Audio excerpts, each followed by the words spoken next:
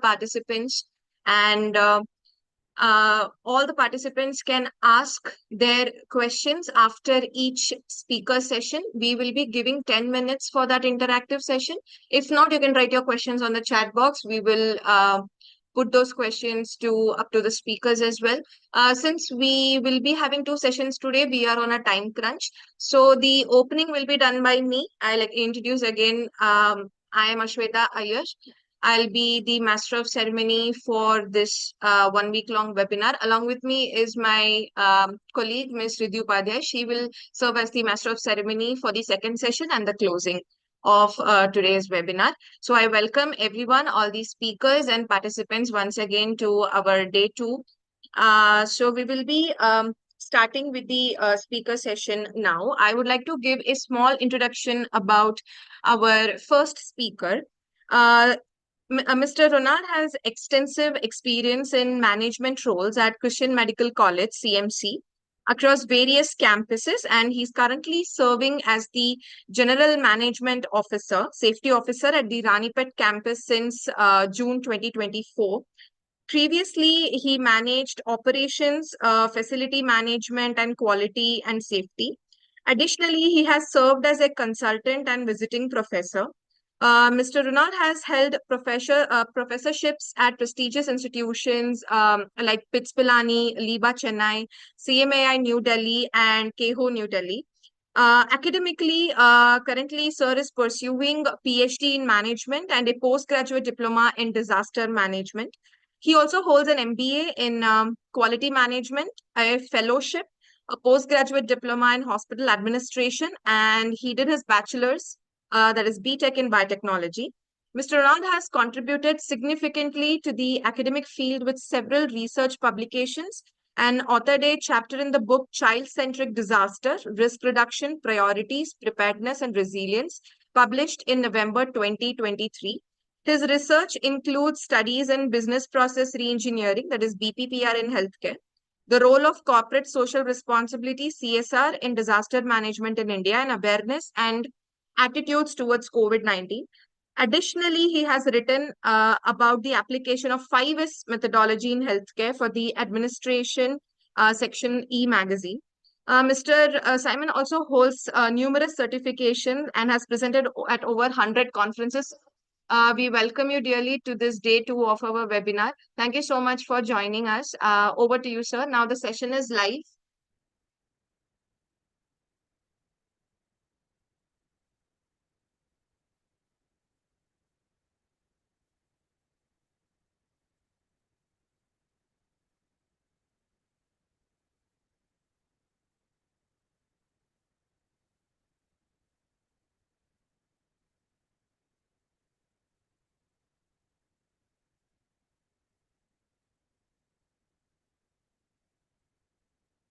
Mr. Ronald Simon, sir, you can speak, sir.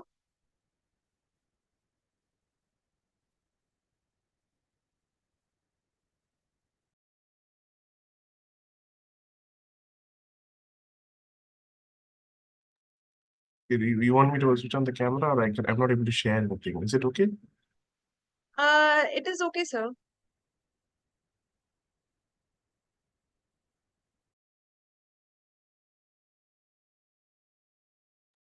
Do you have a presentation, sir?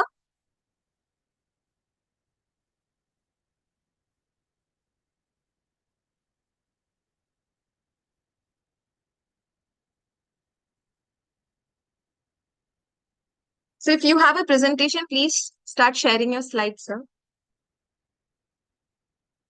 I have not been given the access for it. Yeah, just a minute.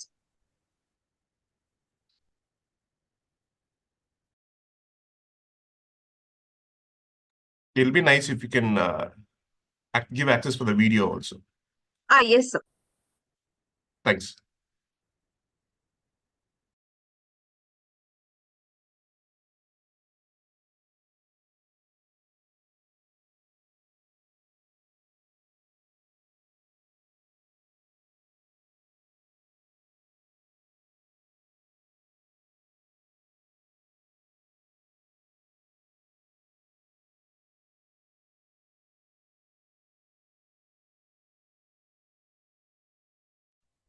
Can you enable sharing, please?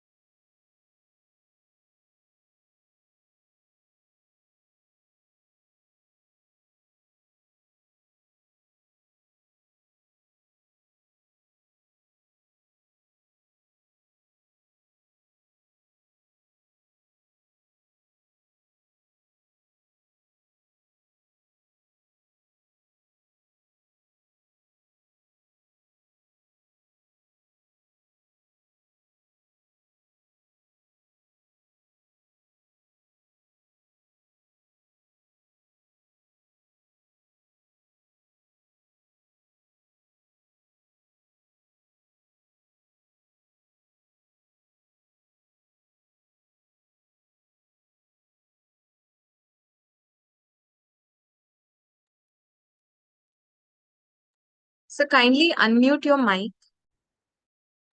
Okay, thanks. Okay, good evening, everyone. It's an immense pleasure for me to meet you all here, and I want to congratulate the entire team for organizing this webinar and a very useful one. And the topic for today is on essential skills for biotech. I'm Ronald Simon. I work as a GM officer at Christian Medical College, Vellore, and the sessions. Uh, I want to ask you a question. What is your vision? How do you see yourself in the next 10 years or 20 years? What do you want to do? Where do you see yourself? Some people might think that they want to be a molecular researcher or a scientist or a rocket scientist or an astronomer or a management person like me or a laboratory head. So biotech industry are the cutting edges of science and developing therapies and products that improve health outcomes and saves lives. But also apart from that, you also involved in various other aspects like environment and agriculture, but you play a very important role. But the most important thing is, do you have the skill set or the skills? You might all have the knowledge, but do you have the skill set to improve yourself or pursue your passion through using the skill set? Is the question I want to ask.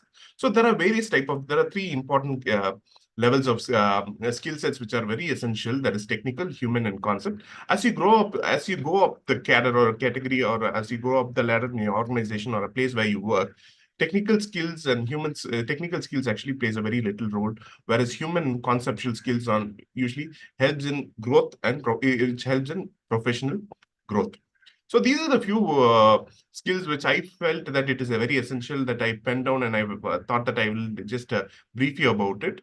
So there are some important skills like technical proficiency in relevant scientific area, analytical and problem solving skills, regulatory knowledges, project management ability, communication and interpersonal skill, adaptability and flexibility, business acumen, ethic, ethical judgment and integrity, teamwork and collaboration, resilience and perseverance, networking, and strategy.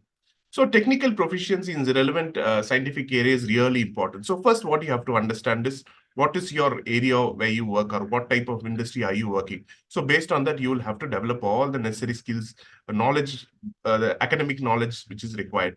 It can be a strong foundation in life science, can be biology or chemistry or biochemistry or genome. It can be anything which is really crucial. Then you have to go look into additional specialized knowledge in areas like genomic, proteomics, pharmacology, or bioinformatics can be set apart. So how do you understand what is your technical area or what is your specialized knowledge? Just to brainstorm what is your area of interest and understand what are the recent trends and techniques which are updated. And the best way method is to always go through, look into article journals, and you also have to go through newspapers on a daily basis to understand the new terminologies and new techniques which has been used across the world. Then also look into latest scientific techniques and technology used in research and development. It can be a good it can be from a good manufacturing practices, or it can be through other new terminologies which are being used in biotechnology.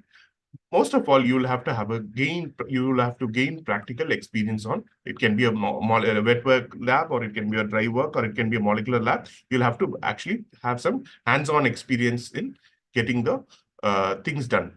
Academic knowledge is also very important. Apart from that, experience in hands-on experience is also as important as both as academic. Next is analytical and problem solving skills. It's the ability to analyze data sets, identify patterns, and solve intricate problems. So many a times, no, we have come across a lot of problems, and we'll try to have, when especially in professional area, we'll have problems. So you will have to come up with a methodology on how you're going to address each and every problem.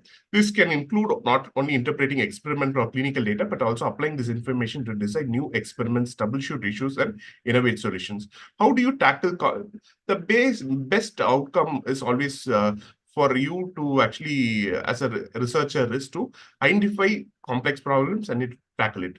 So some of the tools which we usually commonly use is something called as a PDCA cycle, that is called as plan, do, check, and act cycle, which is it's a improvement tool which helps you in identifying if there are any problems. It helps you in improving. Other thing is something called as root cause analysis tool, which helps you understand what the problem is, what is what is the reason behind the problem, and look into various aspects on solving complex problems. Next is most important thing, and a very interesting topic. It's on regulatory knowledge. How First is to understand what type of industry where you work. If you're working in a hospital setting, then the regulatory norms might vary. If you're working in a research lab, you might have a different norms put in. If you're working in a country, if you work in India, you have different set of norms. Whereas if you work in USA or Australia, you'll have a different set of norms. So you have to understand your industry and understand where you work. So because there are regional law applies for specific areas. So it is the law of the land. If you are an Indian practicing in USA, you'll still have to abide by the USA's norms. So understanding the regulatory environment is very crucial and critical, as it influences every stage of drug development and commercialization. Familiarize yourself with the process of clinical trial, drug approvals, and compliance with regulatory bodies. When you talk about India and context, you have Department of Biotechnology, we have Indian Council for Medical Research, we have Central Drug Standard Organization for drug trials and clinical trials, and we also have FDA, that is US Food and Drug Administration. Then we have European Medicine Agency, and we also have biomedical waste segregation, which is part of Indian Act. Next comes project management and ability. So project management is nothing but it's a project in the projects of biotech sector often involves cross-functional teams and require careful coordination of resources, timelines, and objectives. So it is, what does the project management do? It's a tool. It is a management tool. What it does is helps you track and plan all your project aspects. It can be finance, or it can be manpower, it can be your how timelines related to your work, how far is your work going, are you on track. All those aspects can be used, can be addressed, or can be accessed through project management softwares. Skills in project management include planning, execution, monitoring, and communication, and they are essential for ensuring that projects on track and meets their goal. So there are various project management tools. When you talk about tools like your project management maturity tool, that is PMM, and you have project management practice tool. Then you also have project management office tool, which is another simple, easier tool. Then you also have uh, some very extensive tools like PERT, that is Program Evaluation Review Technique tool, and we also have critical pathway methodology tool. So next is the most important, one of the most important thing. I personally, when I actually have interact with students, or when I interact with people, I feel that communication and interpersonal skill is a very important thing. The reason why is because communication plays a very important role. I have come across a lot of people. They might be really knowledgeable in book, and they will be able to do a lot of research works. But the thing is, if they are not able to publish a paper, if they don't have the skills on publishing a paper, they will not be able to project their work, or they will not be able to succeed. So communication is a very important role. It can be just either you can be a scientist, or it can be a manager, or anybody. Communication role plays a very important role. So effective communication is the key in these collaborative industry. This includes the ability to clearly convey complex scientific concepts to varied audience, including colleagues, regulatory agencies, and non-scientists. A strong interpersonal skill also facilitates networking, and leadership. According to me, networking and leadership plays a very important role in everybody's professional life, and it also reflects on who you are. So when you talk about communication and interpersonal skill, verbal and listening and written and non-verbal communications are very important. You might sometimes people can be very good at verbal and listening and writing, but non-verbal communications can be like eye contact, body language. Those also play a very important role in a presentation where you go into. So when you talk about this understanding the communication or understanding, if you want to have a tool which can help you in communication transfer, it can be something called as ISBAR tool. It's called as identification, identify what you want to talk, understand the situation, understand the background, do an assessment, and do a recommendation. It's a very important tool. It is mostly used in healthcare, and they've found that this tool, ISBAR, is a very effective tool. So other industries have also started using ISBAR tool. Next is adaptability and flexibility. I feel this is a very important aspect as far as this generation. What happens is when we have come across a lot of studies on people's compatibility to work area, as the new generations comes in, and we find a lot of cases where we find a lot of people finding difficult to adapt into a work setting or into an environment, which professional environment. So this aspect is you'll have to tune yourself, or you'll have to make sure that you actually adapt yourself or be flexible for changes. So the fast-paced nature of biotech means that the project technologies priorities can change quickly. Adaptable and open to learning new skills or pivoting to new areas of work is vital for staying relevant and contributing effectively. Anticipating and planning ahead for all the contingencies, both approaches are immense value to an employer. So if you have this adaptability and flexibility, you will be able to fit into any sort of establishment and organization, which then you will definitely have a very good, healthy professional growth.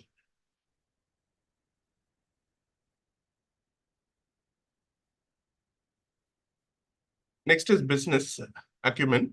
Even in primary scientific roles, and an understanding of a business side of a biotech can be highly beneficial.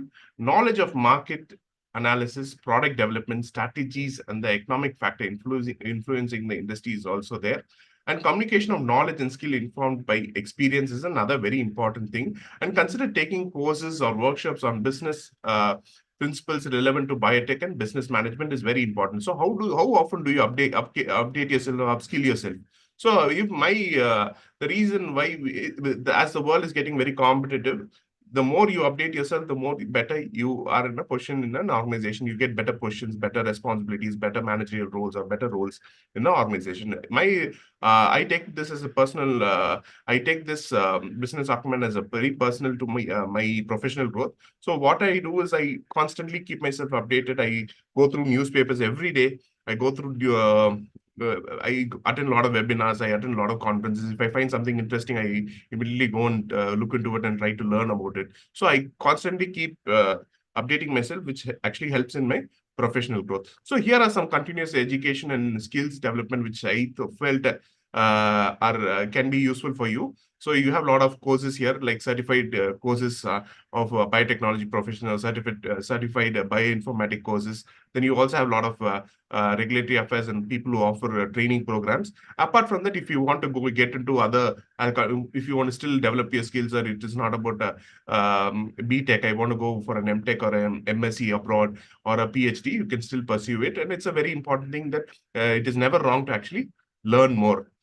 You can never unlearn. So it is always good to learn more, and it is always good to have a professional growth. Also, academic growth is also very essential. Even if you feel that if you get a BTech and you complete a job and you get a placed, you still can do a lot of certification courses using Coursera, or you can go for online courses. There are some various organizations which offer very quality courses. It's not just about the degree; it's also about the quality of courses what they offer to you. So if you wanted to if you are into research and if you want to get into teaching and other things, you can prefer joining a PhD, or you can do some PDF and other aspects also.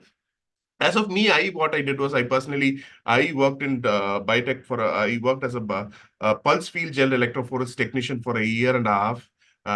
in one of the infectious disease lab, which worked with all the HIV and TB patients. I was one of the technicians on it, and I learned a bit, and I felt that I understood that area of interest for me was on management.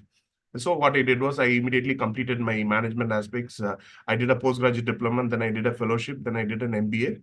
Then I felt that the need for disaster management is very little in India and very less in the state in India and in Tamil Nadu. So I pursued my PhD from disaster management department of Alagappa University. I'm actually I'm submitting in another month's time. So it can vary people to person to person. Apart from that, if you want to still pursue into management and other aspects, based on Tamil Nadu Medical.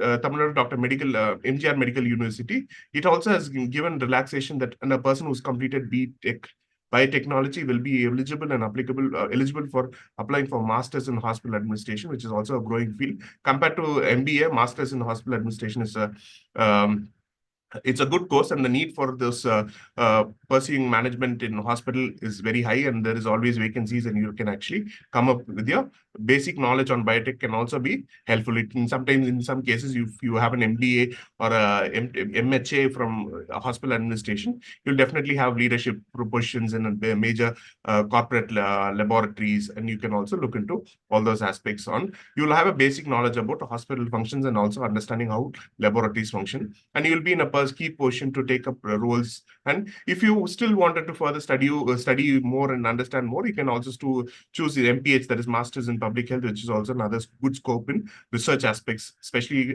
pertaining to clinical research and other healthcare related research works. And ethical judgment and integrity is another best important thing, which is very crucial, in especially when you are involved in understanding, or when you are when you are involved in understanding a problem and bringing clinical solutions to it, or biotechnology related solutions to it, or goals to it. Ethical judgment and integrity plays a very important role. And when you talk about ethical or judgment or integrity, it is the best course of action what is necessary. So the work in biotech has profound implications on human health and environment. As a strong sense of ethics and bioethics, integrity and commitment to doing what is right are paramount. This includes adhering to ethical research practices, regulatory standards, and being transparent in your work. So the teamwork and collaboration is another very interesting topic, and I always I have a couple of people who work my colleagues. I always insist them that working on teams actually helps.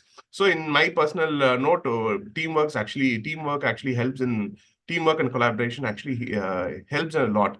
At times, you come across people who don't get along in teams and other things. It can be a behavioral indicator, but still there is always a chance or always space for people to become a team player, and actually it helps in attaining to our reaching a goal much faster, and it also brings a good culture, and also inculcates a good professional growth. Successful outcomes in biotech often depend on the ability to work well in teams. This team not only be a cooperative or supportive team, but members, but also understanding how to leverage diverse skills, sets, and cultures and perspective to achieve common goal. When you talk about this teamwork and collaboration, there are provisionary levels like level 1, 2, and 3. So I will tell you what is level 1 and what is level 2 and level 3. Level 1 is nothing but a person only when there is a need. You are a team leader or you are a person only when there is a request for you to get some info. When there is a request, you provide some information. It can be provide a team member with information only when based on a request. Can be a level 1 person, proficiency in level 1. Level 2 can be a person who will recognize and manage the individual in a different style, but he will try to put the employee first. Can be one person or one type of level 2 proficiency. Level 3 is the person who often encourages the team members to participate and facilitate whenever appropriate. It can be a good leadership style and also a good team player and a collaborative, which can be categorized as level proficiency level 3. So you have to ask yourself on which level proficiency level are you. So being a team player is very important, especially if you're working in an organization, large set of organization. You have a lot of communication to do. You might have a lot of people to communicate, or you might have a lot of team, and you might have a lot of colleagues. It's not team player is not just working with your small group of people. It can be sometimes it can be as large as it can be as span of your organization as well. Resilience and perseverance is another very important thing. Resilience and perseverance are very crucial. The path for discovery to market is a long and fraudulent with challenges. When people actually get down and when they are not able to uh, uh, minimize, or when they get frustrated, it can be something called as balancing alarmism. So what happens is people are not able to take out failures, or people are not able to wait, or people are not able to take a change, or it can be issues related to change, or it can be change in the system, or change in the pathway, or it can be a long delay in your research paper. I apparently had to meet. I met somebody from IAM Trichy yesterday, and he told me that it took nearly 2 years for him to publish one paper.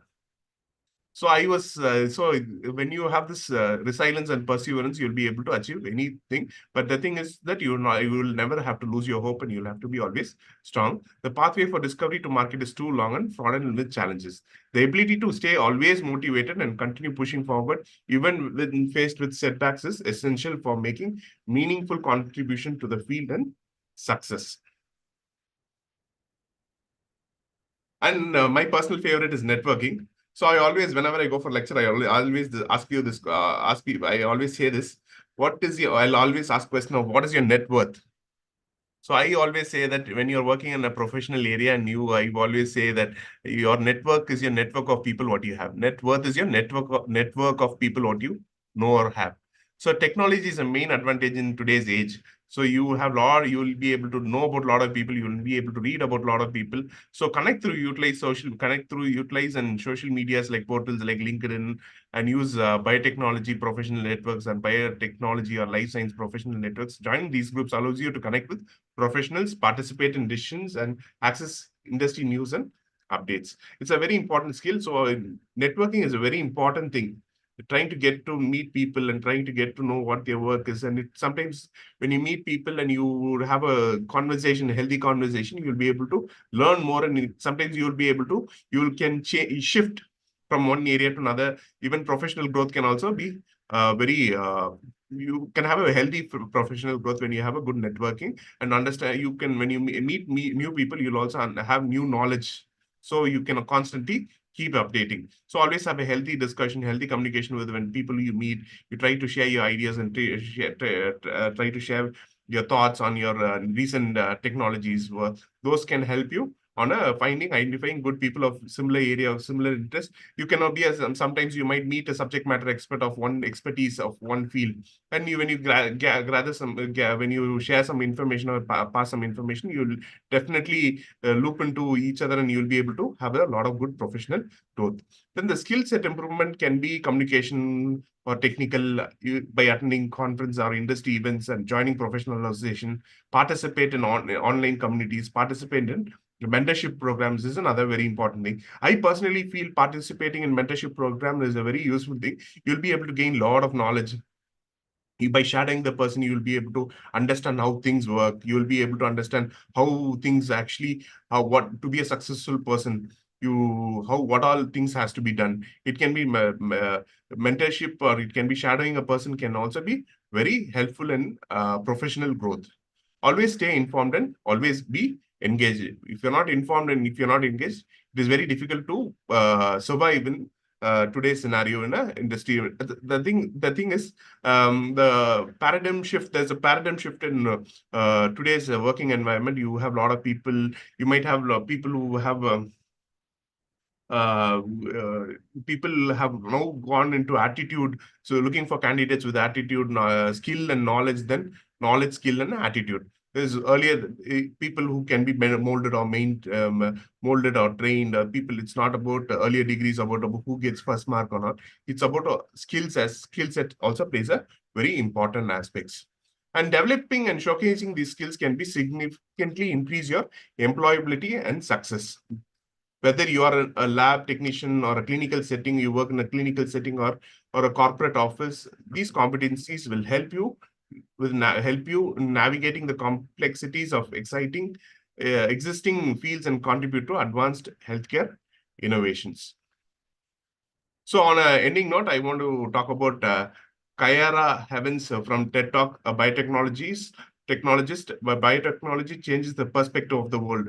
Her focus was always on beauty. She worked on changing a flower color from white to pink when ethanol was added.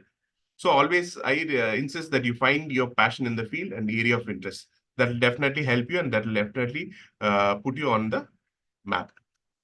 So thank you once again. And you, if you are not a part of the solution, then you are a part of the precipitate. Thank you. If you have any questions, I'll be happy to answer. It's a small, short session, and I feel that these skills are very essential for a person to actually succeed or come up and have a healthy professional growth. And I insist that you take this skill set very seriously. And I want to wish you all a very happy professional life for people who are finishing this year. Then you can also, if you have any questions, I'll be happy to answer. Okay, there's a question here. What is the role for MSCs in a hospital management? MSc is what? MSc in hospital management. See, you don't in India, we don't offer MSc in hospital management. About 10 years back, there was a course offered by Madurai Kamarajan University on MSc Healthcare, which is actually stopped. Now you have only two sets of accreditation. One is MBA in hospital administration, that is called as MHA. It is even offered or affiliated to medical universities, whereas an MBA hospital administration is affiliated to AICTE. So this is the difference. There is no MSc in hospital administration here. And this role is, there are various roles. You can work as a quality manager. You can work as an operations manager. You have different roles. You can work as a laboratory in charge. If you go for corporate, you have customer relations manager. There are a lot of other scopes in hospital, especially if you are a biotech. If you're a biotech, you'll definitely have a lot of benefits. You'll have added advantage. Understanding medical terms can be much more easier compared to other person. A person who's completed BSc, maybe a BA, bachelor's in business administration, pursues a hospital administration. Whereas when you have a biotechnology degree, you have a lot of clinical terms you are aware about a lot of clinical terms, and you will also be able to fit into the hospital well. What kind of business skills must be professor? You have to understand that based on you, first you have to understand what type of industry are you working in. So if you are going to work in a biotechnology related, some placenta related industry, what you have to do is that you have to understand what the industry is. You have to understand what are the requirements for it. Sometimes some business might need some financial management skills, which is required. Some can need customer relationship. For a biotech perspective, you have to understand what is the need for what is the market status, what is the new terminologies or technologies which has been popular now. Based on that, you will have to work.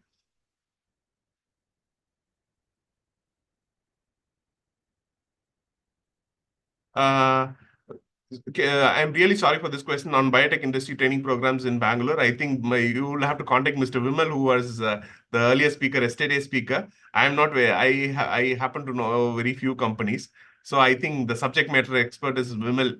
He's the person who should answer this question. Maybe if I ask the organizers to actually put this question to Vimal and get the information and pass it to the participants. And Vimal was my batchmate and a roommate. I was also happy. We have two people from a batch who is presenting here today in this seminar session workshop. Any other questions? Hello, sir. Ashweta here. Yes. Thank you for your session, sir. There's another question by a student, that is, they want to know whether there is any interest-free seed capital, government grant that Tamil Nadu or any other state is providing for young biotech freshers people Yeah, for starting any yes. Many a times, no, but you will not be able to that these grants, right? Most of these grants sometimes are all attained or connected to some university. Okay, so what you do is that you have to be a part of some organization. If you're an individual person and you go apply for a grant or something, it is very difficult for you unless you have some history of some achievements. Apart from that, if you have some connections in some universities, I have known a person who actually wrote a proposal for ICMR and he got about 25 lakhs. About a couple of years back, he was connected to a university and he wrote a proposal for arthritis uh, medication. So actually, he studied some biochemistry aspects on arthritis and he was able to get a grant of 25 lakh rupees.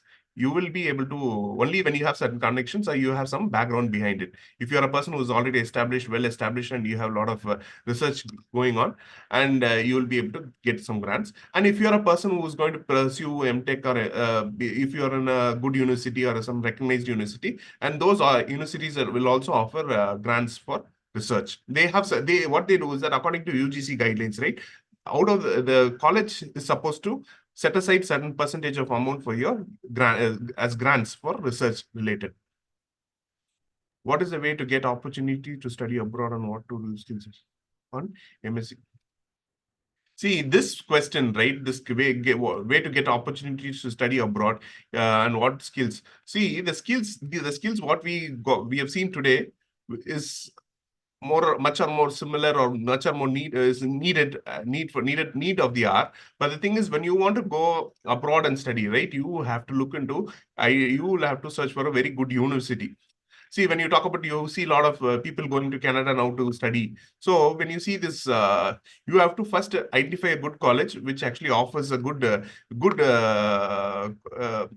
you have to identify a good college with good recognition and grading. Only then you'll have to choose. Apart from that, it's just person who wants to go abroad and study. I've known a lot of people who went abroad to study and still returned back to India and work, are finding difficult to actually find work in abroad. They find it very difficult to get a job, so they come back to India. So what you have to do is that you have to look for colleges, professional colleges, which will also help you uh, college and courses which will help you and get a job as well.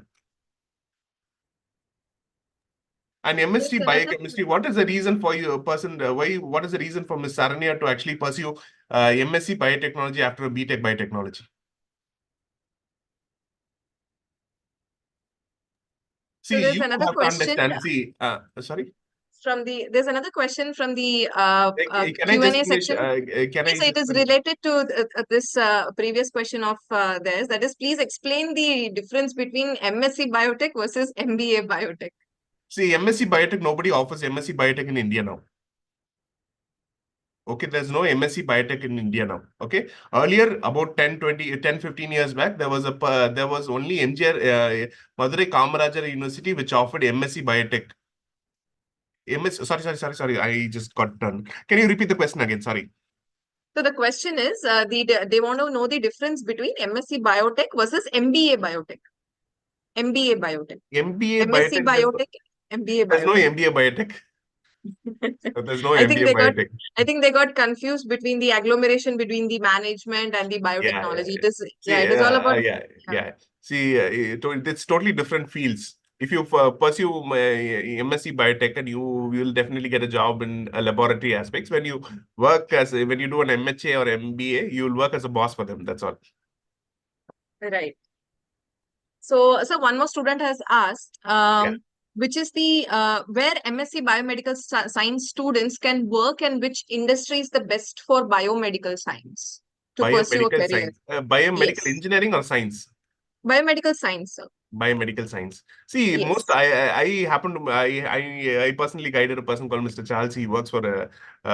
He completed his bioengineering. So it's all based on the interest of your subject matter interest or subject interest. So if you're a person who wants to work in a hospital, the perspective of hospital is very less. When you talk about pharmaceutical companies and pharmaceutical research biotechnology companies, you'll be able to get good jobs there. Whereas hospital sector, it is very less. If you're a biomedical engineering, the perspective of getting a job in a hospital setting is very high.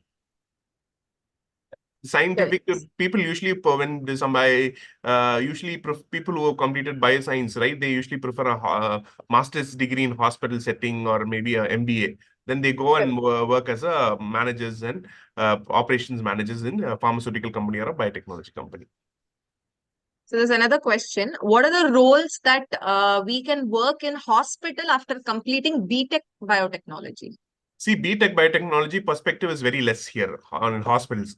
the fact. Brutal truth is it's very less. But the thing is, you most of the time, when you talk about Indian scenario, it is very when an organization works into a lot of clinical research, they prefer by P-Tech biotechnologies or M-Tech biotechnology people.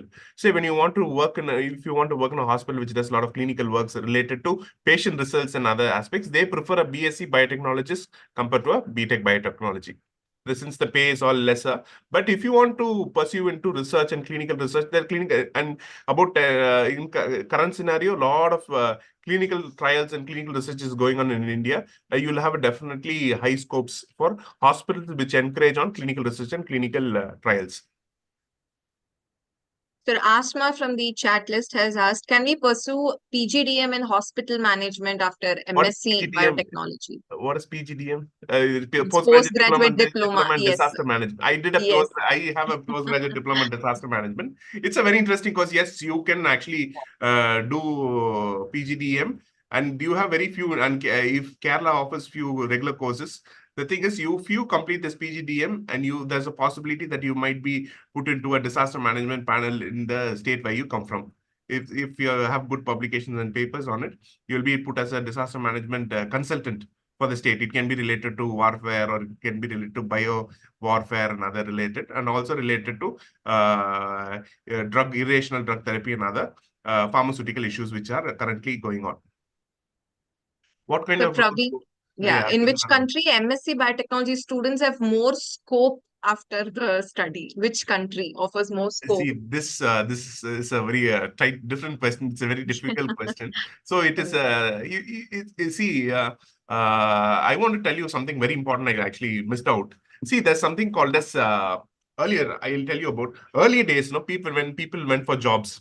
Okay, I want everybody to listen. It's a very important thing. Earlier, when about say 5 years back, earlier when people went for jobs, right, they look always the person who the employer or the person who employer or the person who's interviewing will always look for this something called as KSA, that is knowledge. First they look for knowledge, whether they are bookworm or they are they a gold medalist, what was their CGPA, or what is their percentage in mark, what was the class of pass, like whether they're the first class or second class. Then they look for skill sets. It can be communication, it can be the way they present, it can be anything, any skill. And they will also, the last will be the attitude of the person. Okay. And this is a typical way of selecting people. It's called as KSA, knowledge, skill, and attitude. Okay. Now you have a great paradigm shift in the current time, right? Currently, you have a lot of changes in the environment. That is environment where we operate or where we work. So there is a big change in the shift. There is a big change. Now, what the employees look for is, first they look for attitude, then they look for skill, then they look for knowledge. Okay, so first is attitude. What is your, if a person, what attitude can define, can be very, it can vary person to person, thoughts can vary person to person. In simple terms, what they look for is whether a person can be molded, whether a person can be trained. Will he fit into the organization? He can be a topper, but still, if he's got attitude issues, will he be fitted? Will he be able to learn? Will he be a team player? Or the things which will he be helping? Will he be integral? Will he have integrity? Will he be ethical? Those are the things actually people look into. It's not about the still that's a reason why I felt that the skills are really important. So you have to understand there's a shift between from knowledge, skill, and attitude to attitude, skill, and knowledge. It's called. I'll put it up in the chat so maybe everybody can read it. It's called.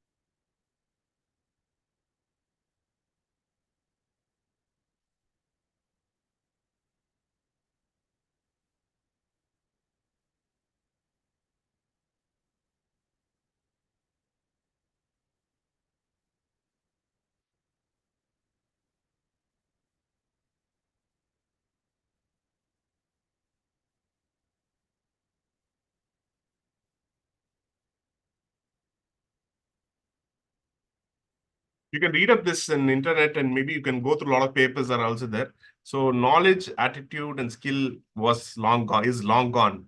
Now people look for skill, attitude, and knowledge. Okay, it's a tool. Actually, it's a tool now. People use it very extensively, and it really helps. Okay, then there's another question. How do we? Yeah. Is Madurai Kamaraj University is good for MSc in placements? MSc, nobody, Madurai Kamaraj University does not offer MSc in biotechnology, MSc in hospital administration. And if you have see, in India, right, you have to understand that if you are a person who's completed a BTech, the possibility of eligibility for joining an MSc course is really zero. Because when I completed my BTech biotechnology, I wanted to do something called as MSc Clinical Medical Microbiology. Okay, it is a 3-year course. It's a 3-year MSc course in clinical medical microbiology. I was not given the eligibility because I was a BTech. So if I was a BSc microbiology, I'll be eligible. But the thing is, if you are a BTech, there are some courses in India you'll not be eligible for an MSc course. But on a part-time mode or a different distance education mode for a science background related, you will be able to do like say MSc microbiology, MSc psychology or MSc clinical microbiology. But wherever there's an hands-on experience required or some technical subjects will not permit courses, you'll not be eligible. Okay, so when you talk about abroad does not if you want to join a course in abroad, then you will be able to do an MSc in biotechnology or MSc in biotechnology. It's all based on the university rules. There are some universities which are really flexible. Some universities by itself, like say Karnataka University or VIT, or those universities have certain limitations, certain limitations and relaxations. Sir, do we need a PhD to become a college professor? As per UGC norms, yes, you need to have a PhD to get a college professor. Because you are all if a college professor will be paid based on the seventh pay commission. And then the other question is, do we need to write any specific exams like UGC net? Yeah, I think you will have to do it. I think you better have to speak with your professors and get some knowledge on it, get some insights on it. Is there any benefits of Coursera? See, Coursera and courses and other courses, right? These online forums are really helpful. Okay, I actually did a hospital disaster management from Coursera about 5 years back. And it is very helpful. And I did it from the University of Pittsburgh, where I had to pay some 2,500 rupees for the certificate. I did a course, and I was not intending to get a certificate. Later, I felt that there's a need for certificate is very important. So what I did was I later registered for 2,500 and got a certificate. So there are some courses. It's not about just the certificate. It's about the knowledge what you gain through these courses. See, many a times, right, we go for, you should not always go for a conference just for the sake of a certificate. Certificates are helpful, but you should always go, whenever you go to a new conference, you should make sure that you learn something new or bring home something new or home some knowledge.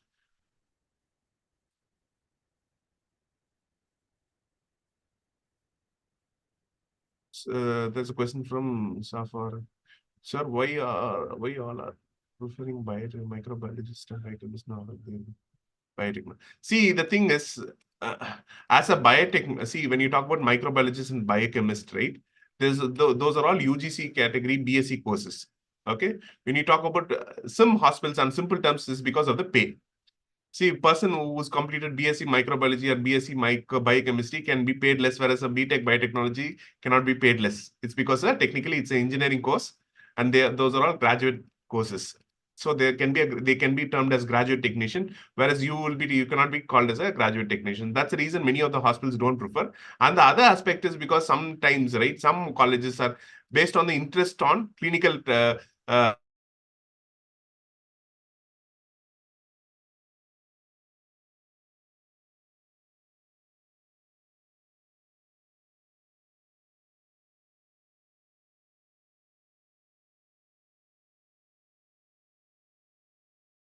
look into one special area, like say microbiology. It can be either gram negative or a gram positive, or a biochemistry looks after all aspects of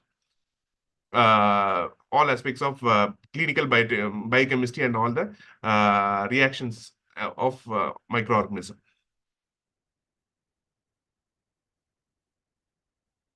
See, for a person, the moment he has a question, I have completed BTech biotechnology. If there is any requirement or hospital or institute, so if you want to look into get some opportunities, you will have to visit CMC Vellore's website, and there's a column for vacancies. On every Mondays and Tuesdays, you have vacancy put on weekly basis. If there's anything which you are still interested, you can join. But CMC does not only offer for biotechnology; it can offer for other graduates in engineering as well. Pursue your dream. That's all I want to say. First, identify your interest, then pursue your dream.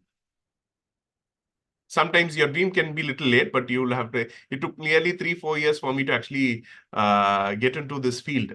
After my BTech biotechnology, it took nearly 3-4 years for me to actually understand my area of interest and succeed in it. So sometimes you'll have to wait patiently. But the thing is, you should never lose your hope. Perseverance is very important. Any other questions? So there's another question in the Q&A section that the national entrance, any national entrance exam, net exam that will help us get job in the biotechnological industries. See, the thing is, every week in newspapers, right? I read Times of India every day.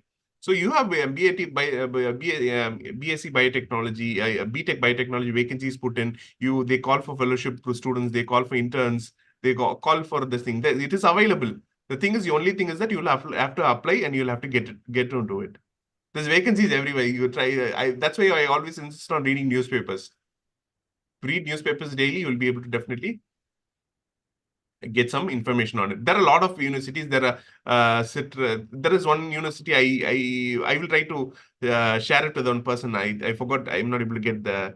It's called Citra or so there is an organization which offers fellowship. I'll get you those info. I'll get that information and pass it on to the person who's coordinating with me. Okay, thank you so much, sir. It was indeed a very interactive session. You were very patient and you answered all of our participants' question. I hope all of the participants here must have gained knowledge about the agglomeration between the management and the biotech industries. And now they might have some idea about how to take over their careers and in which track actually they should go into. Like if they are interested in biotech and if they're interested in management also, they can like combine both of them and they can have a very bright future ahead. Thank you so much, sir. Thank you for your patience, and it was very, very informative. Thank you so much, sir. Thank you so much for patiently listening. It's my Yes, pleasure sir. and honor to meet you all. I hope I Thank you. justified the time you spent here. Thank you so much. Yes, yes, sir. Thank you, sir. Have a good Dear day. participants, we will be sharing the feedback links of the current session and the session that is going to start now. Our next speaker is Miss Almi Babu. She is here with us. So she will be sharing her talk now, and I would like to transfer the MC to my colleague, Miss Riddhi Upadhyay, who will introduce Miss Almi to us. Over to you, Riddhi. Thank you so much.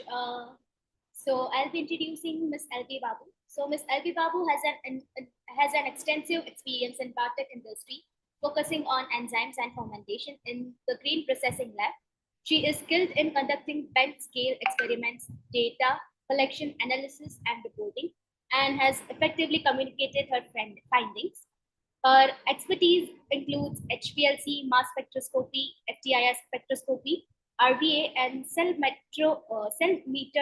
cellometer techniques. Sorry, and Ms. LP efficiently manages lab safety, cleanliness, and inventories. Her achievement also includes merit-based scholarship for her master's degree, and as well as she completed her NPLT professional scientific communication course with Elite Plus silver rank and earned second place for a paper on anti-cancer viruses. Her work on genetically modified food won the best oral presentation at a National Techo Management Fest. She also filed a patent recently on 8th July 2022, which is about edible and biodegradable cutlery as a national nutritional supplement and a method of making thereof. I'll be transferring the platform to Miss LB. Miss Almi, you can start sharing once we make you the host. Just give us 2 minutes.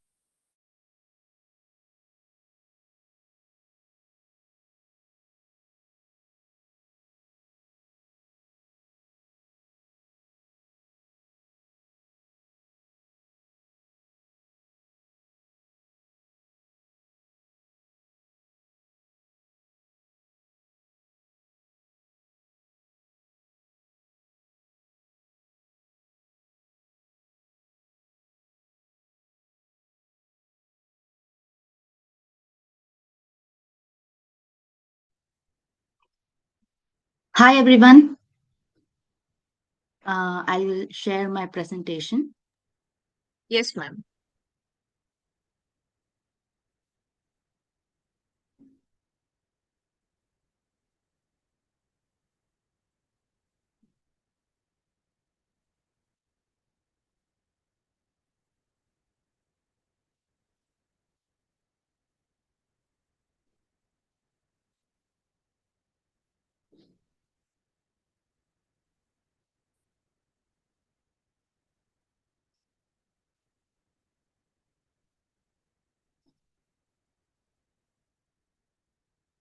The screen sharing is disabled. Is it showing the screen sharing is disabled? Mm. Just a minute, ma'am.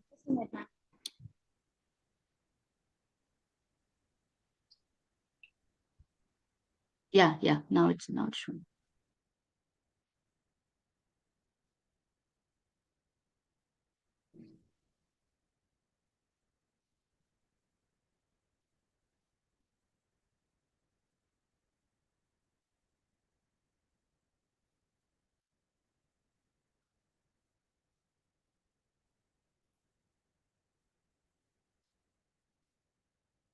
Is my presentation visible? Is the screen visible? Yes, ma'am. Okay. Right.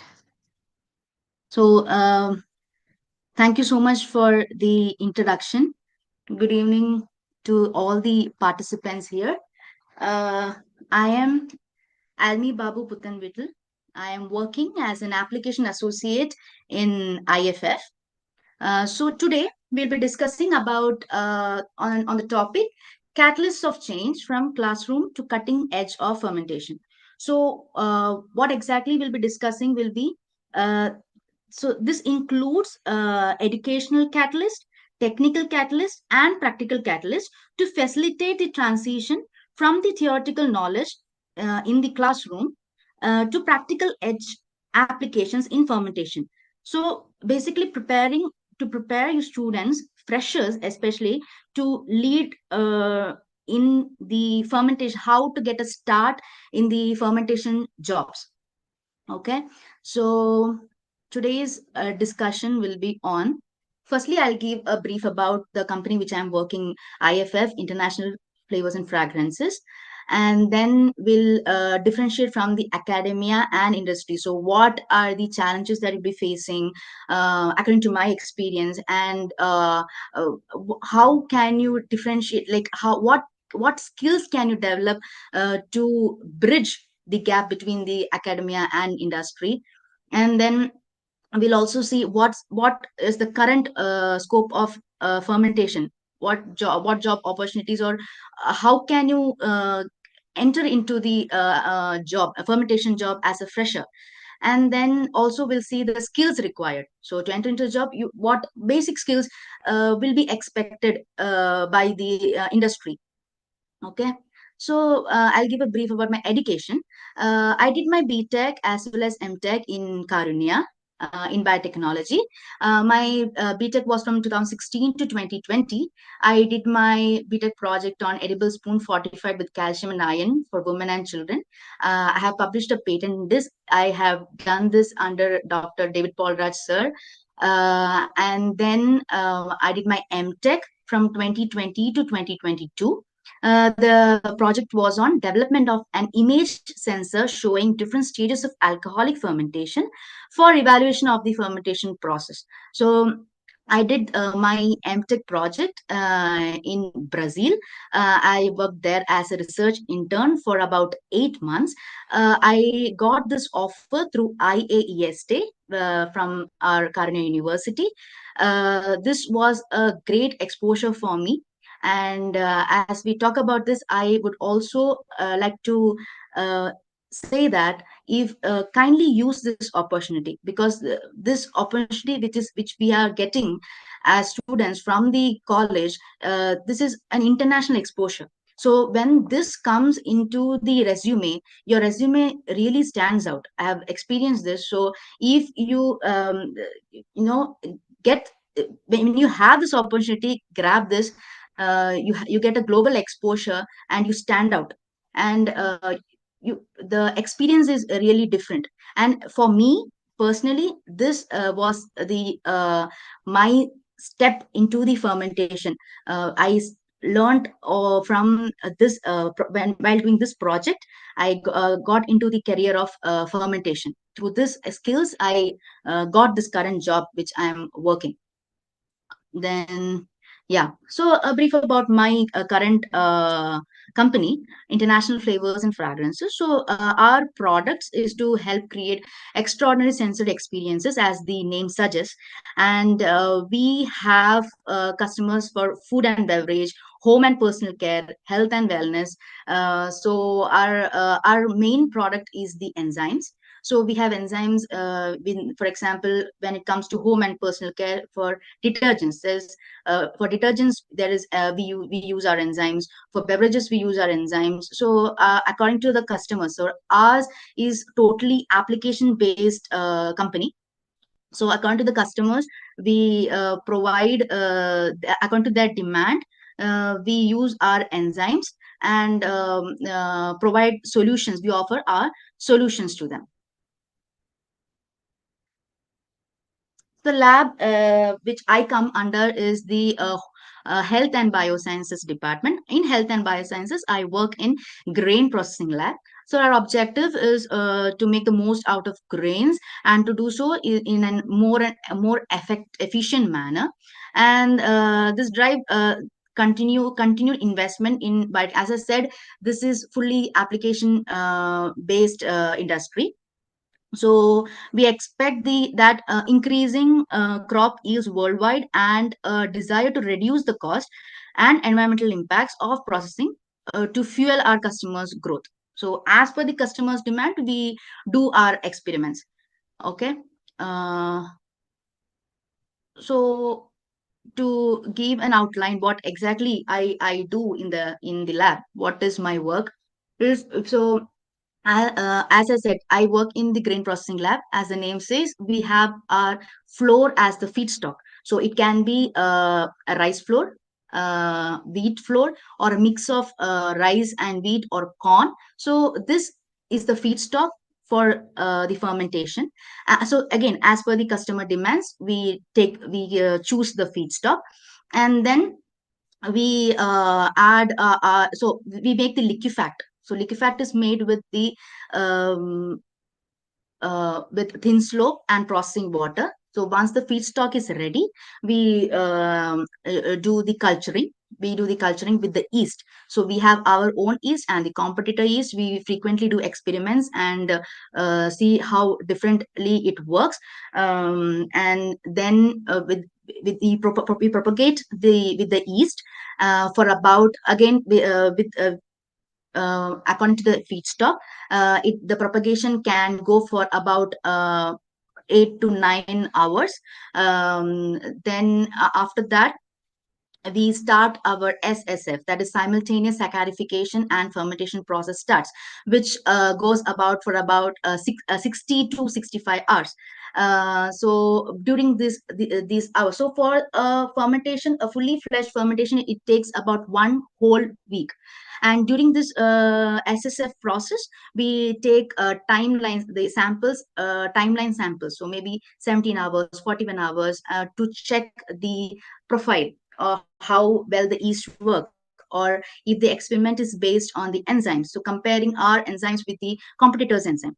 or the customer says, the customer demand is for, okay, we want to work, we want the fermentation to happen in this particular temperature. So we make the planning, we execute the experiment according to that. And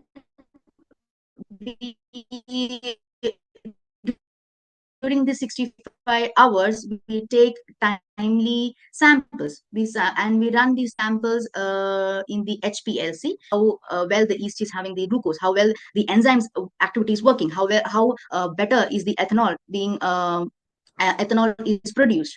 So this is what happens in the this is exactly what we do in the lab.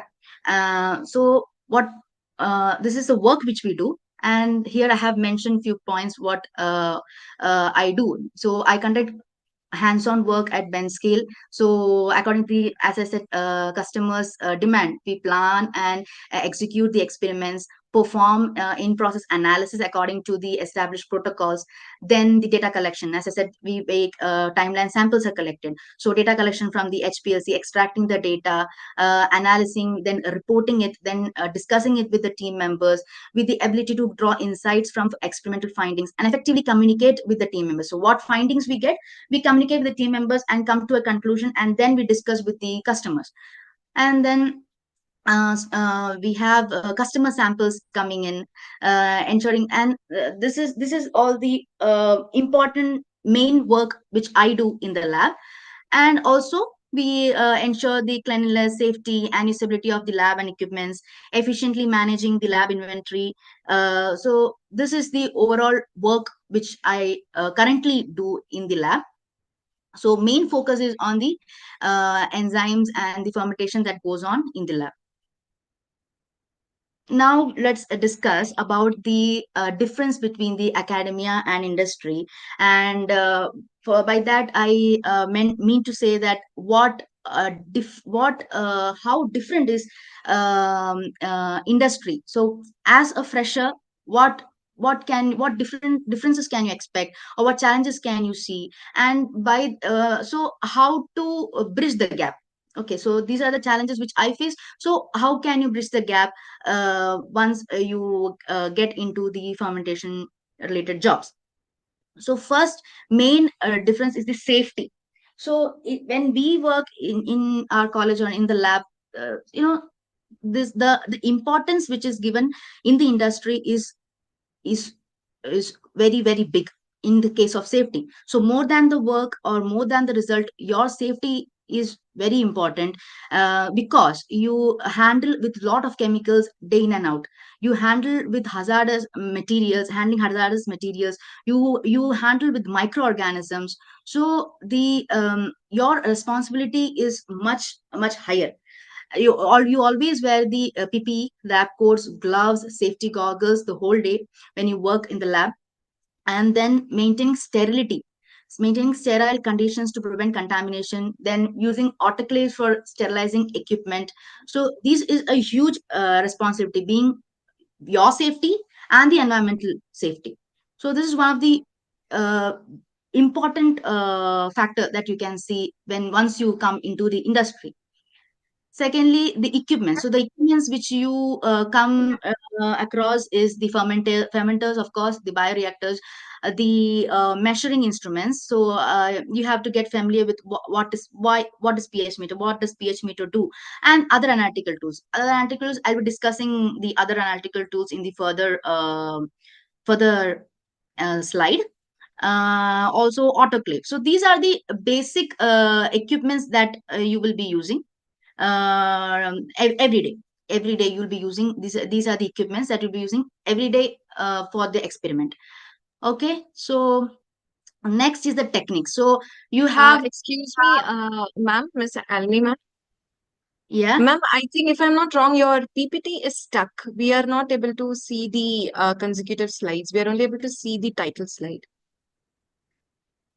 Oh, where so what you are able to see, which slide Only the can you first tell me slide. which slide? We are only able to see your first slide. Yeah, yeah. Oh, Now the slides changed. oh my God, so from this long. No, no, no, ma'am. Oh, That's okay. okay, okay. So You can continue, ma'am. Okay, I hope the voice was at least audible. Yes, ma'am. Yes, ma'am. Yeah, it was clear. Okay, so hmm.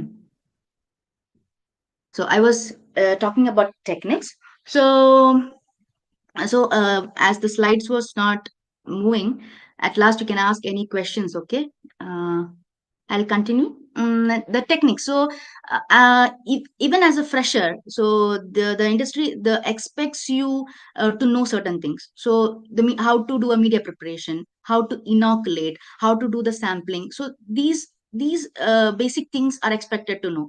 So having knowledge on microbiology, the basic knowledge, you must have. Then is the process monitoring. So once the fermentation starts, it's like you have to be with it. That is, so you have particular pH, particular temperature. There are many parameters. So you have to constantly check how the pH is, how the temperature is. Again, when the HPLC samples are running, you have to constantly check if the HPLC is running smoothly. If not, you have to change, or what you can do. So that is when the last point comes, troubleshooting. So when you have a problem, for example, your pH is not proper, what to do? So first of all, you have to identify the problem. So when you do an experiment, there comes a problem. You have to identify the problem first. So what is it, about the pH, or is it about the temperature, or is it about the dosage of enzyme what I'm adding, or that? So you have to first of all identify the problem, and then you have to fix the issue.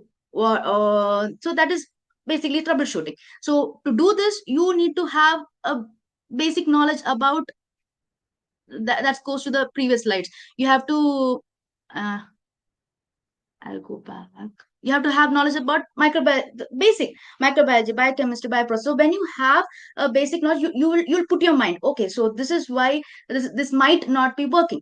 So for each and everything, you cannot expect somebody to go and ask. So you need to be thorough with these subjects. And when you face some error, so you think about it. So this might be the problem, and how can you fix the problem? So for example, the pH. So the pH is if the and how critical it is. The pH, if one of them, the pH, temperature, or the RPM, some agitation speed is not proper, the one of them can make the whole experiment wrong. So that is how important each parameter is. So for example, the pH. If the pH is not in the right, is not right according to the protocol. So if that is not right, that will affect why we keep the pH at a particular pH is for the enzymes. And if the pH is not at the particular pH scale, the enzymes won't work. And if the enzymes won't work, the yeast won't be the enzymes won't work, and it won't be able. The enzymes activity is to cut the starch, the feedstock, into further smaller sugars. And if that is not happening, the yeast won't have its food. And the yeast is not having it, the glucose is not, the fermentation is not happening. The glucose will not convert into your ethanol. So each every small things are very very important when it comes to industry. So when problems happen, but when you face the problem, you have to identify the problem, you have to fix the issues. By experience you learn, of course, but the basic knowledge you need to have. Like, industry will teach you what to do, how to do, but you have to have a mind to know why this thing, why we do these things, or why, like as I said, why pH is important, why temperature is important. So these things, you have to be thorough with the theoretical knowledge, which you can gain from the academia. And then the documentation. So you keep detailed records of experiments, observations, and results. Not only the notebook is for your reference. So you, for example, today a customer, I'm dealing with a customer, and I have one experiment going on. Maybe after so many months, the customer says, oh, we had done that experiment, I would like to do in a different way, the same procedures, same protocol. So you have to have different files in your system, stored in a proper manner, So the documentation is very important. And then the SOP, standard operating procedures. So updating standard operating procedures for all the lab activities you do. Then the data analysis. So once, for example, from the HPLC, the data is out. So you have to extract the data and then you have to put it into the Excel. So when I say Excel, it's not just about knowing the Excel or knowing you may be dealing with 15 sheets at a time. So how quick you are with the Excel. So I've put a few Excel, Power BI, PPT. So if not, you can, as a student, you can take courses on this. Not just knowing the base of Excel, to take advanced courses in Excel, in Coursera or Udemy. And because every day you will be using this, you will be doing the data analysis thing. Next is the hygiene and maintenance. So, hygiene and maintenance with the waste disposal. So, properly disposing the biological and chemical waste. So, for example, I'm using a pipette. So, the tip, where do I dispose the tip? So, we have many different disposal. That is, for example, we have plastic waste, we have solid chemical waste, we have broken glass waste. So, what goes into where? And we have biohazard waste. So, as I said, safety is very much important here. So, knowing the proper disposal of the biological and chemical waste is very important. Then, keeping a track, inventory management, keeping a track of lab supplies and order placement replacements as needed. For example, Monday morning, I go to the work and I don't have my, so pipette is not ready. So you may get in the store. So in the store to be available, I have to keep the order prior. So keeping the track of lab supplies, so keeping every day. So how many I have, how I just set an example of tips. So the materials, the chemicals that I use, the enzymes that I use, the yeast that I use, keeping orderly track and keeping an order to come into your store.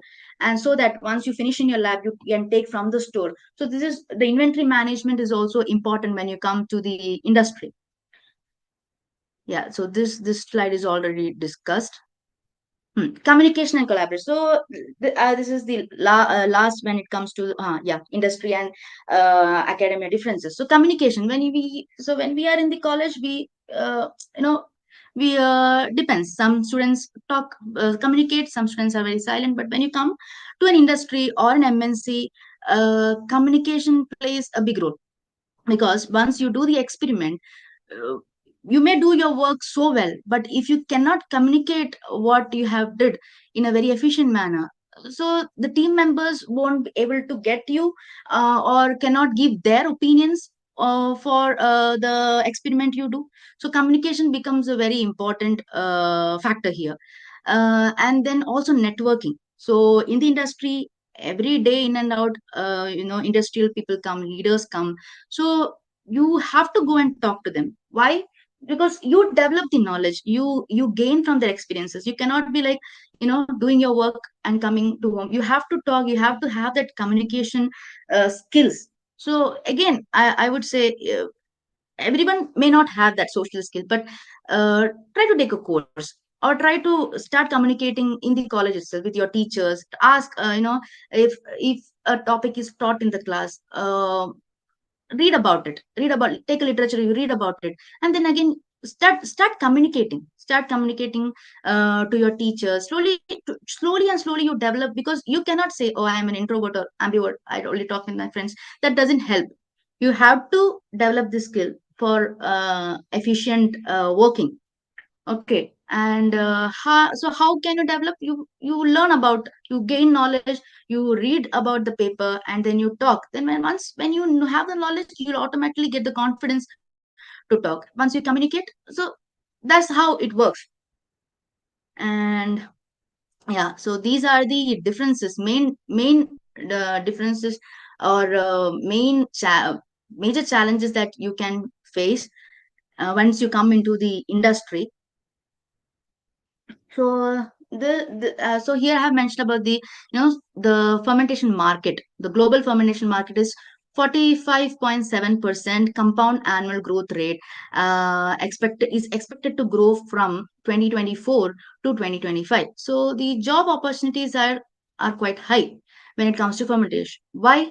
Because in food there is fermentation. In pharmaceuticals, for drugs and vaccine development, there is microbial fermentation. Alcohol beverages, there is fermentation. Biofuel, there is fermentation. So the the scope or the job opportunities are quite high. So once you concentrate on this on the theory, or as I mentioned before, you can crack, you or the skills you develop, you can get into a, you can easily get into an industry, fermentation industry. So that was global. So here I have given Indian, so Indian fermentation market. So here it's not okay. So the light green is the North Indian market, the light blue is South Indian market, and the sky blue is the East Indian market. So overall, what I wanted to mention is, from if you see the graph from 2021 to 2025, the fermentation Indian fermentation market is also increasing annually. So the jobs are there. So you develop your skills and come and apply for it. You can get into, you can get into the fermentation. Yeah, so this is the industry trends from 2024 to 2029. See, as in the application base is 50%, regional outlook is 16.7%, the production outlook is 33.3%. This is the trends that's been expected from this year to 2029.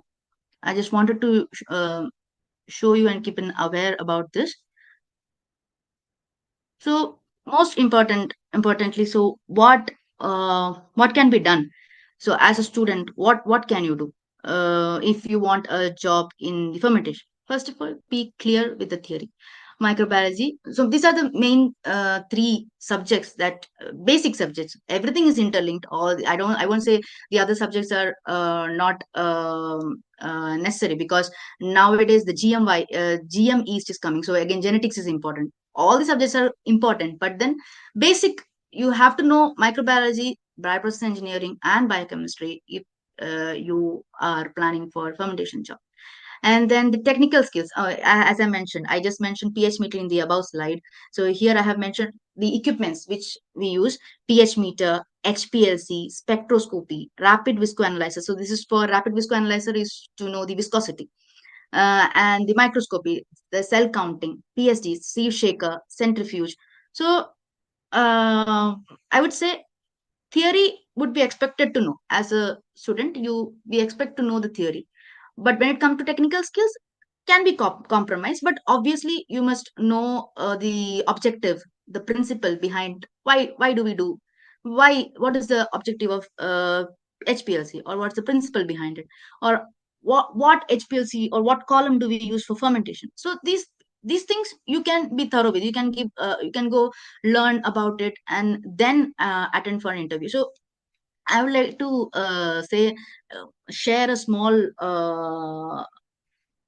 experience which I had 3 days before. So there was a interview going on for the fermentation, and three freshers were attending the interview.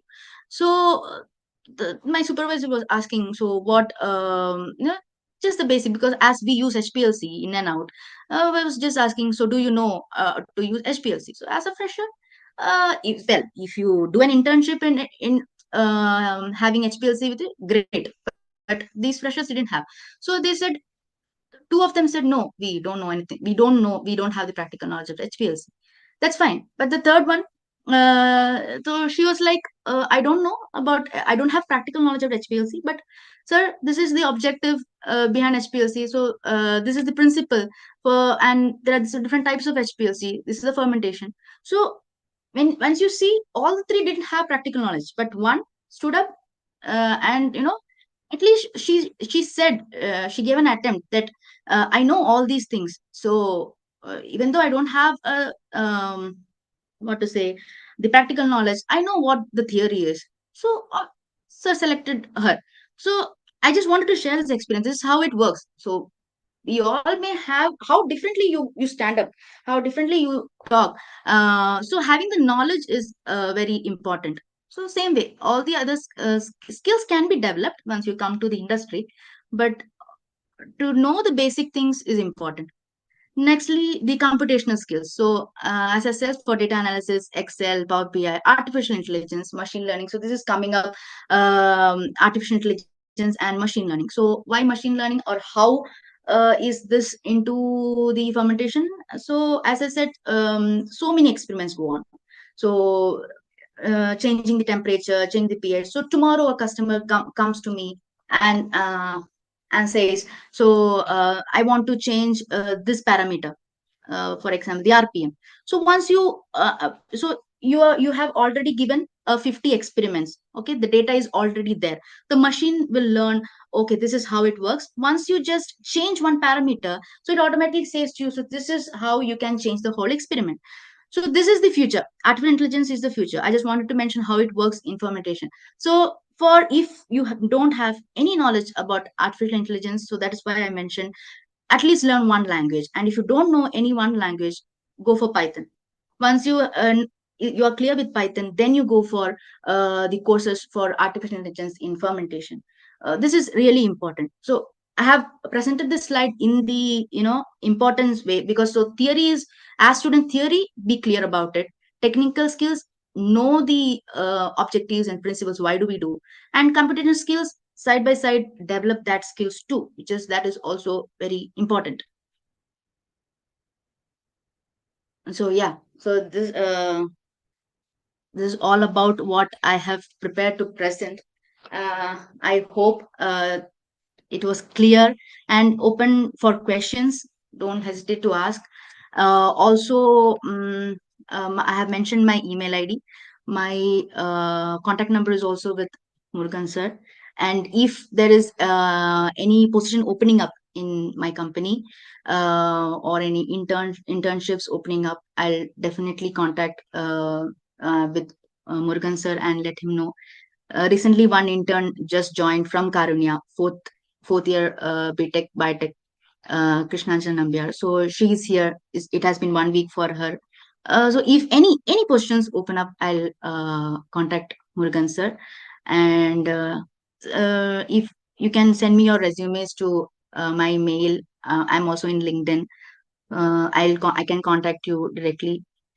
And so yeah, this is all about it. And also, if you're applying for fermentation jobs or any other job, you nowadays just applying a job and or sending a mail doesn't work. You have to send many mails.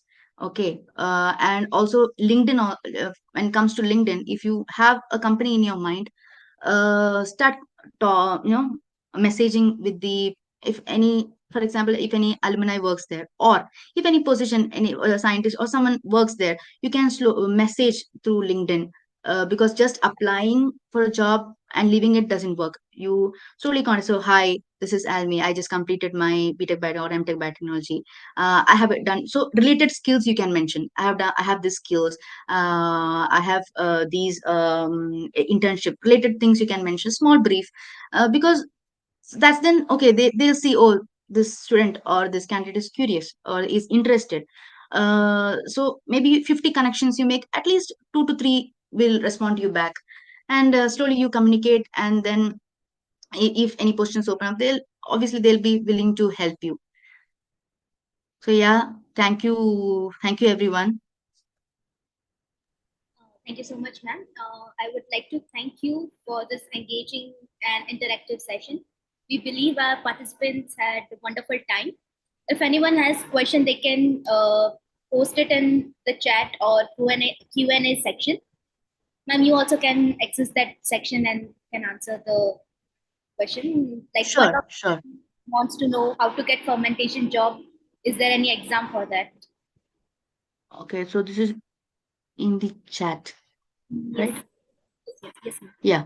So how to get fermentation job? There is any exams? There is no exams related for fermentation. If you want to come into an MNC company or industry, there is no exam as such. You, as I said, develop these skills. What I have mentioned, have a proper knowledge on these things, and try attending for interviews. There is no exams as per my knowledge, and I have also not attempted for any exams for fermentation. Yeah. Could you please elaborate a little bit more about between fermentation with AI and MI? Okay. Yeah, sure. So, um, as I said, so my company is with the customer application based. According to the customer demand, we do our experiment. So when it comes to fermentation, it may be any parameter. So the customer says, so I want a change in the temperature. So this long, our pilot plant was working at a particular temperature, but from now on, we want to get a change in the temperature. Okay, so you have this is one customer. You deal with so many customers, so you have a lot of data with you, and you put it into the AI or machine learning. The machine learns, as the name says, the machine learns the how it works. So as the temperature changes, what's the other parameter differences, how it affects the other parameters of the experiment. And for example, of 50 data I have already given to the AI.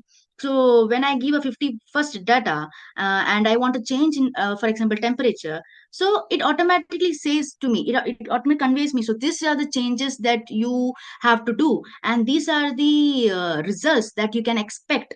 So you know how to interpret the data once it comes. You know the expectation, you know the changes that will be done. So what happens is, this makes your work much more easier.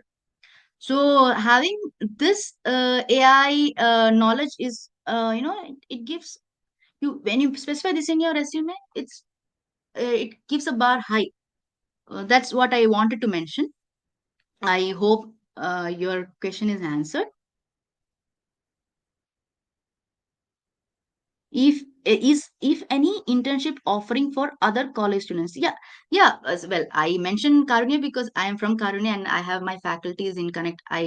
Uh, the direct contact to them. But of course, as I said, you can send your resume to my mail ID, and I'm in LinkedIn too. And I'll go through your resume. I'll if any position opens up, I'll share with my supervisor. Okay. How do you claim an internship at IFF? So here, there is no process access or any seasonal, like this is the time we take interns. As per, if there is any project comes up, um many experiments comes up, so that is when we hire an intern for 6 months. But as a fresher, that the exposure, as I said, there is a lot of difference between academia and industry. So once you come into the industry, you can feel that difference. And a company like IFF, as a fresher, you get exposed to all these equipments that I mentioned. So that's I can help you.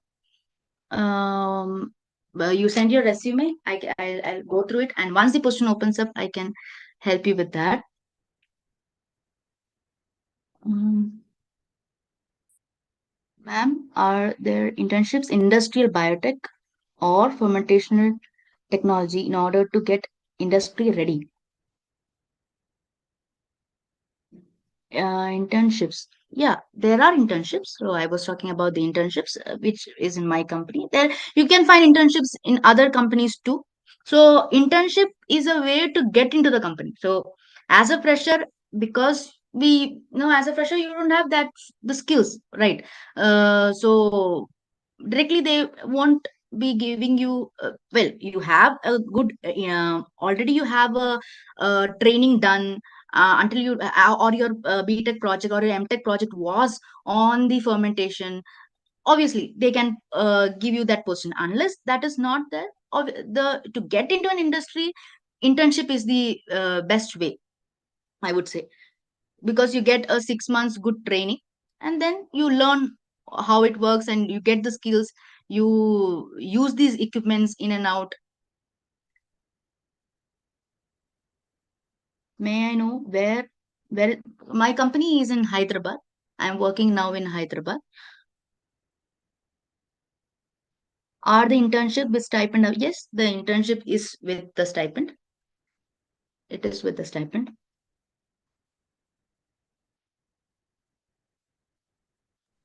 Are there any more questions? So Yeah. Thank you, Lokesh. Ma'am, someone is asking, are there different locations of IFF? Yeah. There are different locations. But when it comes to the manufacturing, we have in Hyderabad, we have in Bangalore, we have in Mumbai. And they are asking what kind of Yeah. job roles that IFF offers. So there is application associate, which is my position, and then there is application technologist, application scientist. My boss is application scientist, and yeah, these are the different roles.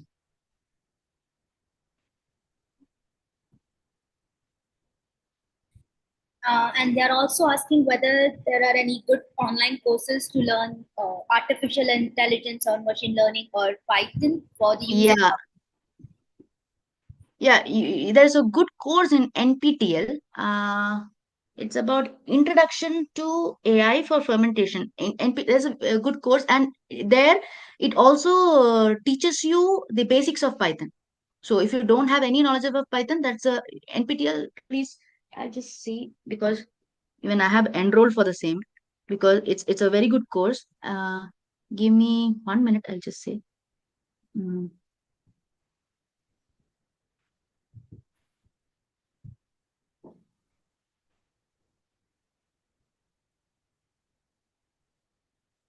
yeah. So programming, data structures, and algorithms using Python. This is an NPTL course. I think it will be starting from June 2022. It's showing the next class will start from June 2022. You can enroll for that. Okay.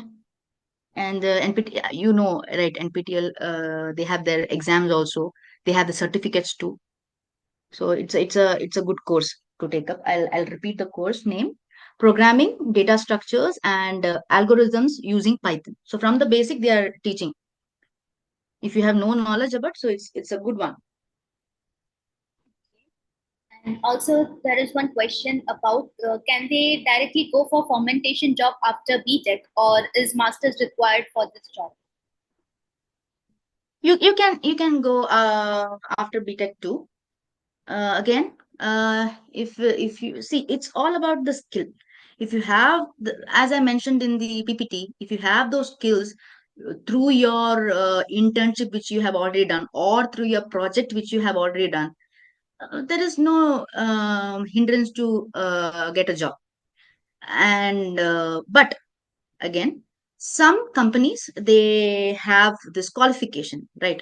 So in the company which I am working, they have this qualification. You need to have MTech in biotechnology, MTech, or MSc in biosciences, not particularly biotechnology, food sciences, or in biosciences. So the position which I am working, application associate, all are MTech and MSc. So it differs from industry to industry. Okay. So I would say mainly focus on the skills. Uh, Skills is much more important.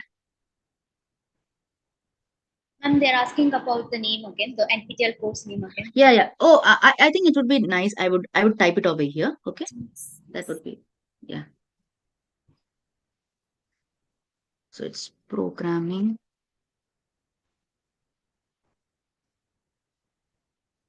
data structures,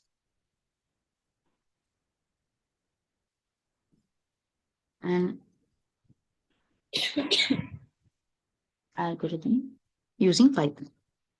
This is the NPTEL Swayam course.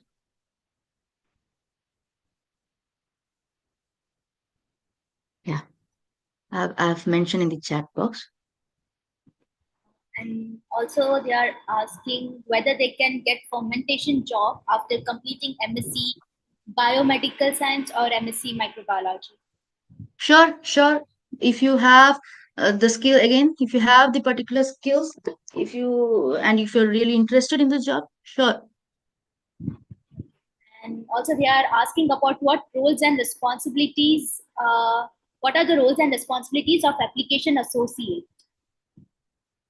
Oh, okay. I already spoke about it.